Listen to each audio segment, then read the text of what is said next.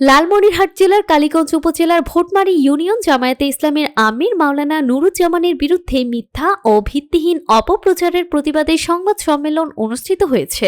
সংবাদ সম্মেলনে লিখিত বক্তব্যে অভিযোগ করা হয়, মাওলানা নুরুজ্জামান এলাকার একজন পরিচ্ছন্ন ইমেজে ধর্মীয় ও রাজনৈতিক ব্যক্তিত্ব, কিন্তু সম্প্রতি একটি কুচক্রী মহল তার জনপ্রিয়তায় ঈর্ষান্বিত হয়ে সামাজিকভাবে তাকে হেয় প্রতিপন্ন করতে পরিকল্পিতভাবে মিথ্যা তথ্য ও গুজব ছড়াচ্ছে। বক্তারা এই হীন ষড়যন্ত্রের তীব্র নিন্দা ও প্রতিবাদ জানান। তারা হুঁশিয়ারি দিয়ে বলেন, অবিলম্বে এসব অপপ্রচার বন্ধ না হলে এবং ষড়যন্ত্রকারীদের চিহ্নিত করে আইনের আওতায় না আনা হলে কঠোর কর্মসূচি ঘোষণা করা হবে। এ সময় উপজেলা ও ইউনিয়ন জামায়াতের বিভিন্ন পর্যায়ের নেতাকর্মী সহ স্থানীয় গণ্যমান্য ব্যক্তিবর্গ উপস্থিত ছিলেন। আমি মোহাম্মদ সুরুজ্জামান, আমি ভোটমারী ইউনিয়ন জামায়াতে ইসলামের আমির।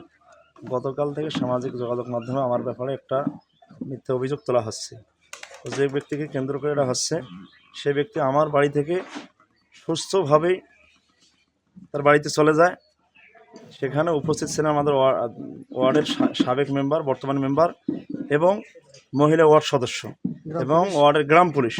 তাদের উপস্থিতিতে তাকে আমি তাদের বাড়িতে পৌঁছে দিই। বাড়িতে যাওয়ার পরে কিছু লোকের প্ররোচনায় নিজেই তারা আহত হয়ে তারা কালীগঞ্জ হসপিটালে প্রথমে যায়, এরপর রংপুরে যায়।